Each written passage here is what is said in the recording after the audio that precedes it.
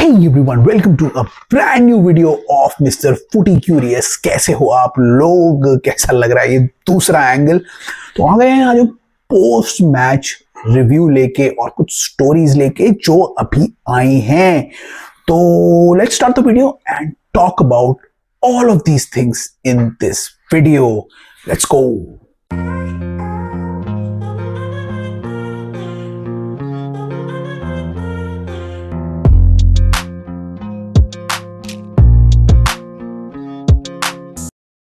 Hello guys, कैसे हो आप लोग? फिर से आपको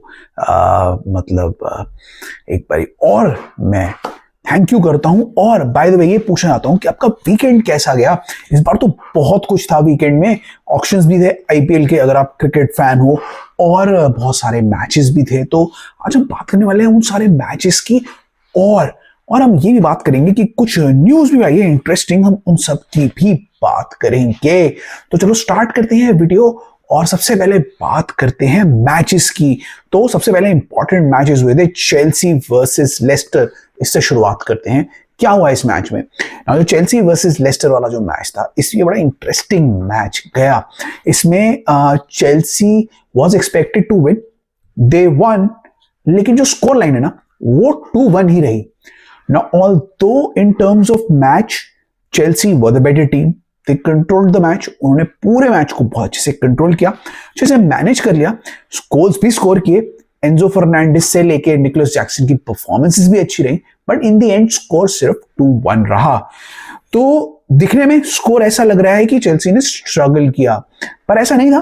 पूरे मैच में Chelsea was performing really well. In general match में पूरा कंट्रोल करके रखा हुआ था। काइसेडो से लेके, एंजो से लेके, निकोलस जैक्सन से लेके, पामर से लेके, मादुएके भी अच्छा परफॉर्म कर रहे थे। और बाय द वे चेल्सी को 2-3 रेड कार्ड की भी मिस आउट कर गए, सॉरी लेस्टर मिस आउट कर गई 2-3 रेड कार्ड के लिए भी, क्योंकि उनके जो फाउल्स थे वो बहुत ही ज्यादा खराब थे। तो इन दी एंड अगर देखा जाए तो चेल्सी के लिए थोड़ा सा डिसअपॉइंटिंग भी था in terms of red cards and penalties, क्योंकि ये अगर मिल जाते तो उससे चेल्सी जीत भी सकती थी, मतलब चेल्सी और कन्विंसिंगली जीत सकती थी। बट इन जनरल चेल्सी के लिए अच्छा गेम रहा। चेल्सी ने पूरा डोमिनेट किया। उनके जो डिफेंडर्स थे वो भी अच्छे लगे। बाडियाशील की भी परफॉर्मेंस काफी अच्छी थी, और इन जनरल लेस्टर ने उनको ट्रबल नहीं किया। तो overall it was a good win for Chelsea. उन्होंने अपनी थर्ड पोजीशन को बरकरार रखा और अपने आप को अच्छा कंटेंशन में रख दिया है अब फॉर टॉप 4 spot. तो it was a very good win. Enzo Fernandez was the man of the match, but Jackson से लेके, काइसेडो से लेके, बाडियाशील से लेके बहुत सारे लोगों ने इस मैच में अच्छा परफॉर्मेंस दिया। तो in general it was a good win. Chelsea अगर इसमें और गोल्स भी स्कोर कर देती तो आई थिंक ये ज्यादा कन्विंसिंग लगती, और वो ज्यादा जस्टिफाई भी करता। स्कोर लाइन जस्टिफाई नहीं कर रही इस मैच को, बट क्योंकि इतने पे ही रहा, एटलीस्ट उन्हें 3 पॉइंट्स मिल गए and they are happy and they are third right now. So let's see where Chelsea goes from here, क्योंकि चेल्सी का भी कुछ पता नहीं है। बहुत सारे मैचेस आ रहे हैं जो बहुत फेवरेबल मैचेस हैं चेल्सी के लिए। So we will have to see कि चेल्सी कितना आगे जा सकती है, but they are definitely a top 4 contender now, ये तो श्योर है, because they have the team, they have the depth to win matches. मतलब इस मैच में by the way Pedro Neto नहीं थे, उनको नॉक लग गया था। रीस जेम्स को इंजरी हो गई थी, और अपेरेंटली मालो गुस्तो सिक थे। उसके बाद भी उनको कोई प्रॉब्लम नहीं हुई, चेल्सी को कोई प्रॉब्लम नहीं हुई। They have the squad depth to manage a game like Leicester, और उन्होंने आराम से इस गेम को मैनेज कर लिया और इवेंचुअली जीत लिया। So it was a good win for Chelsea, much needed win for Chelsea to kick off after the international break. तो चेल्सी के लिए अच्छा वीकेंड गया। They won, got 3 points। और उसके अलावा उनके राइवल्स पे मैं शिफ्ट करता हूं। राइवल्स का भी काफी अच्छा ये वीकेंड गया। मैं बात कर रहा हूं आर्सेनल की। आर्सेनल के लिए भी ये वीकेंड काफी ज्यादा अच्छा गया। उन्होंने अपने मैच में नॉटिंघम फॉरेस्ट जैसी अच्छी टीम को, जो अभी अच्छा खेल रही है, फॉर्म में, उनको हरा दिया 3-0 पे। साका ने अच्छी परफॉर्मेंस दी, ओडेगार्ड ने इंजरी के आते ही बहुत अच्छी परफॉर्मेंस दी, प्लस थॉमस पार्टे ने भी इस मैच में बहुत अच्छा खेला। सो it was a good convincing performance by Arsenal. I think उनकी सबसे पहली प्रॉपर कन्विंसिंग परफॉर्मेंस रही है इस सीजन की, and they felt it felt like the old Arsenal, जहां पे वो बहुत अच्छा परफॉर्मेंस दे रहे थे। So it was a very good win for Arsenal. बहुत ही अच्छी परफॉर्मेंस थी, ओवरऑल कन्विंसिंग परफॉर्मेंस थी, और अटैकर्स से लेके डिफेंस से लेके उनका मिडफील्ड ने भी पूरी तरीके से नॉटिंघम फॉरेस्ट को डोमिनेट किया।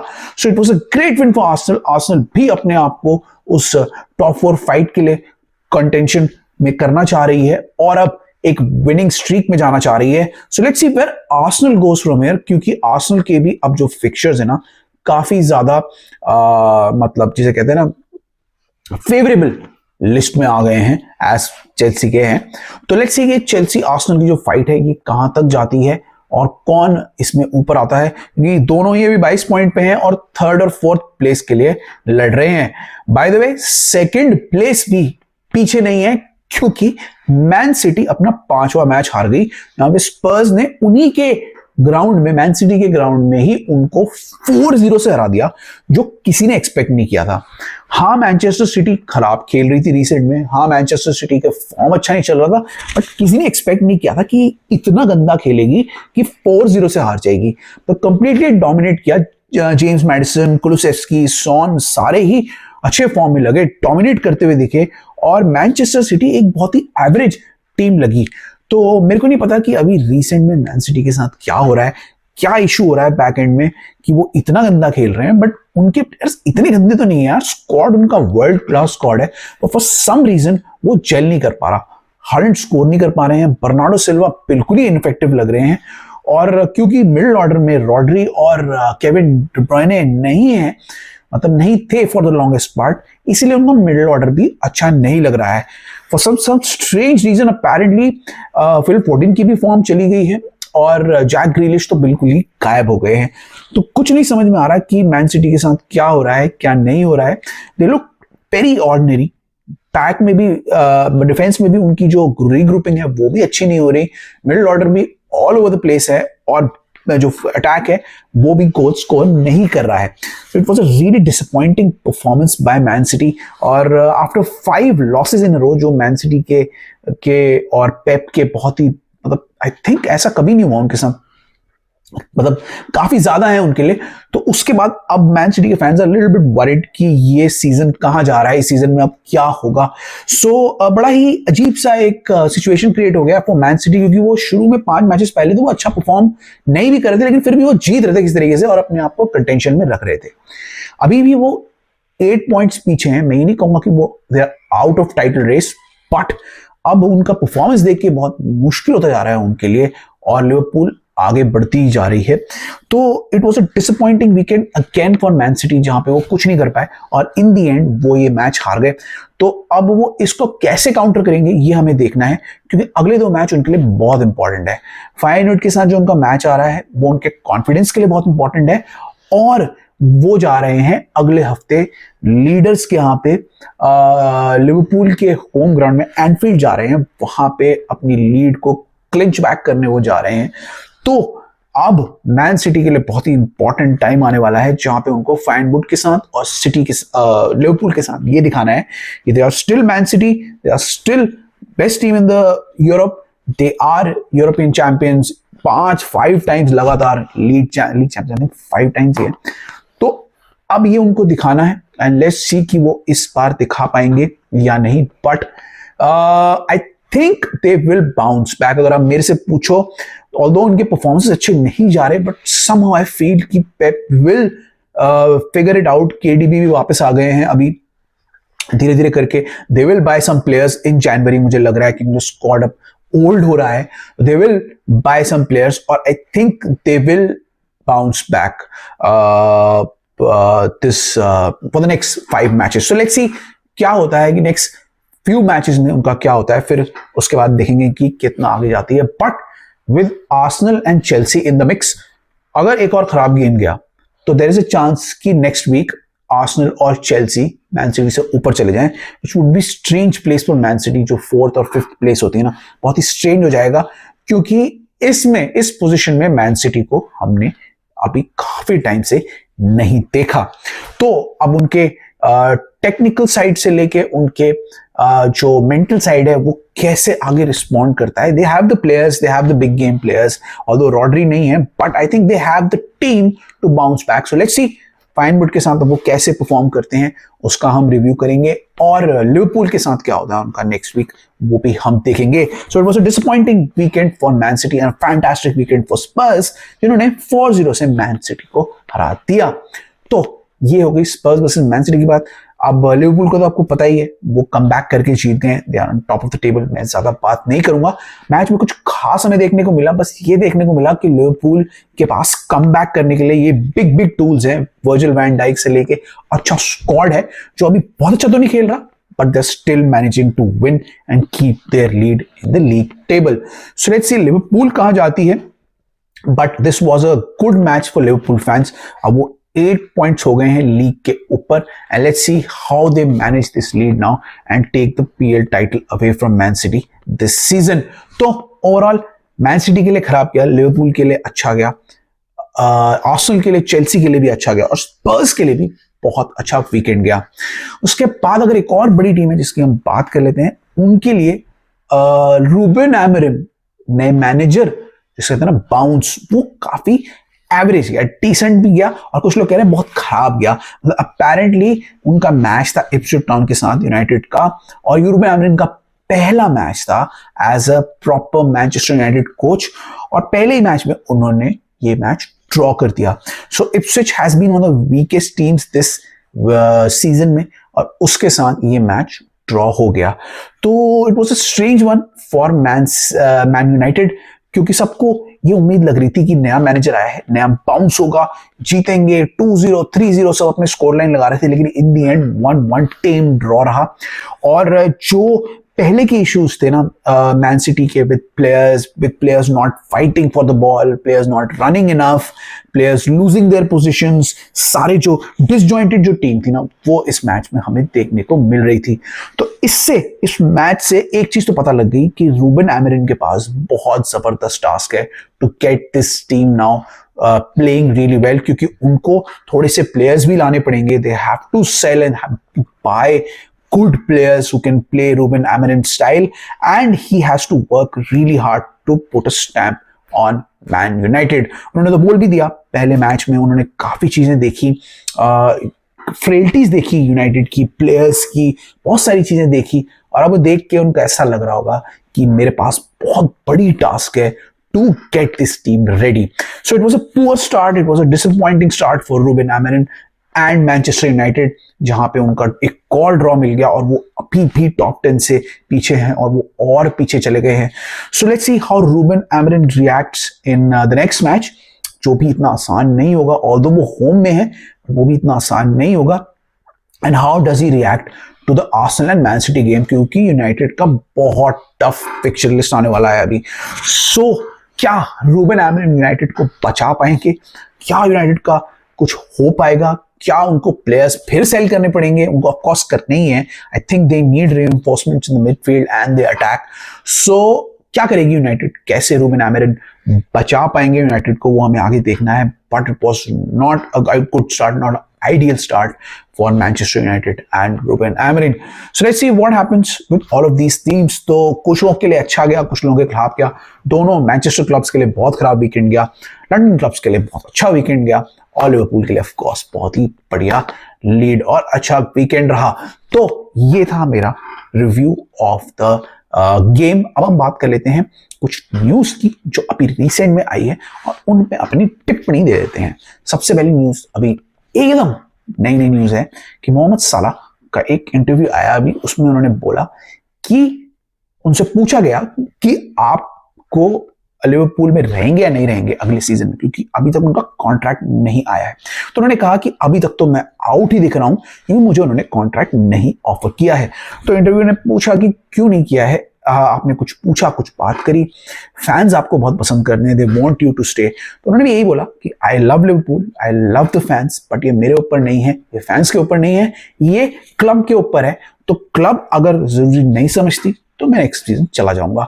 अभी मैं फोकस कर रहा हूं लीग पे, लीग को जीतने में, बट नेक्स्ट सीजन अगर मुझे नहीं अप्रोच किया क्लब ने, या फिर दिसंबर के बाद अप्रोच नहीं किया क्लब ने, इसका मतलब क्लब मुझे नहीं चाहती, एंड आई विल गो।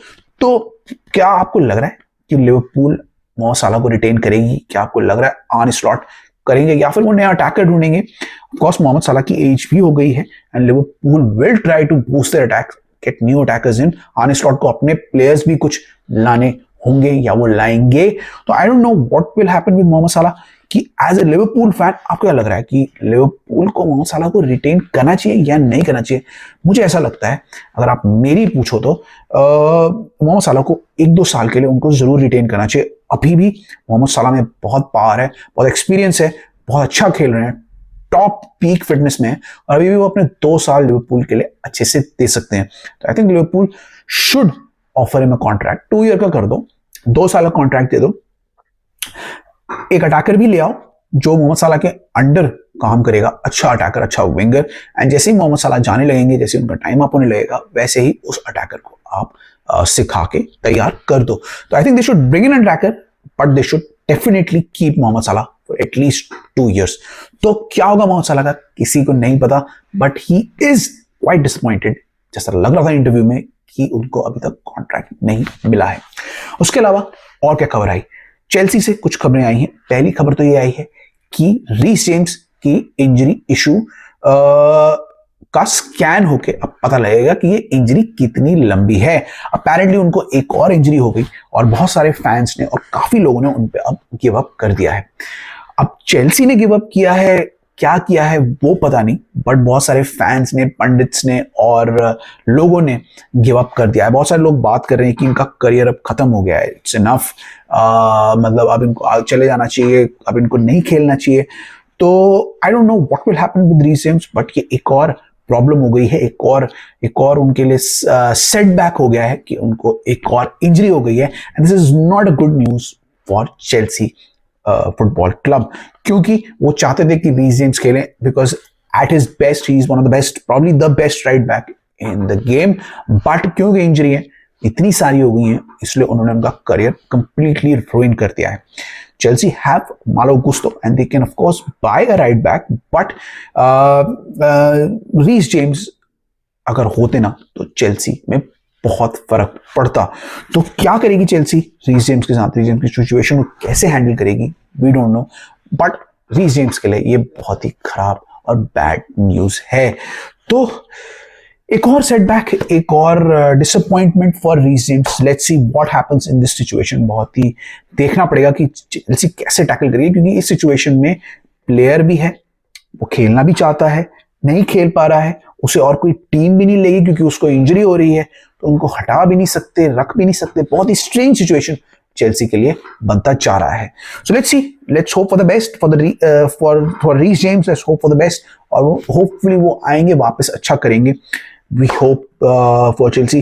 देखते हैं चेल्सी से कैसे हैंडल करती है, बट फिलहाल के लिए ही इज आउट एंड अभी जो स्कैन होगा उसी में पता लगेगा कि रीस जेम्स को कितनी बड़ी इंजरी हुई है। तो ये तो हो गई रीस जेम्स की बात और चेल्सी की बात। Now let's move on to another team जिसकी हम बात करते हैं, जो अभी रिसेंट में हारी थी, लेस्टर। बहुत ही गंदे फॉर्म से गुजर रही है, बहुत ही खराब खेल रही है। चेल्सी के हार के बाद अब उन्होंने अपने मैनेजर को निकाल दिया है और खबर ये आ रही है कि जो यूनाइटेड के असिस्टेंट मैनेजर और उनके जो इंटरिम मैनेजर रहे थे, रूड वैन निस्telrooy, को उन्होंने अप्रोच किया है to lead the Leicester side. उनको अपने रूड की जो अग्रेसिव अप्रोच है वो बहुत पसंद आई होगी प्रॉबेबली, इसलिए वो चाहते हैं कि लेस्टर को रूड मैनेज करे।